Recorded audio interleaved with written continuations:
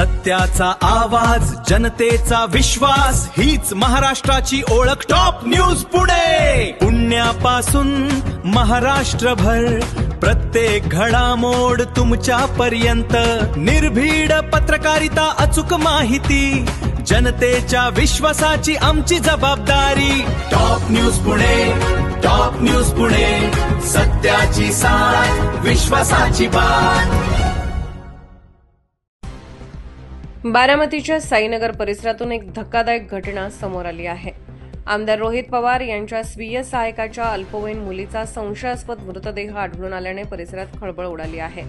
ही घटना नेमकी कशी घडली, हा मृत्यू आत्महत्या आहे की यामागे आणखी काही कारण आहे याचा तपास सध्या पोलिसांकडून सुरू आहे. घटनेची माहिती मिळताच आमदार रोहित पवार यांनी शासकीय वैद्यकीय महाविद्यालय आणि रुग्णालयाकडे धाव घेतली.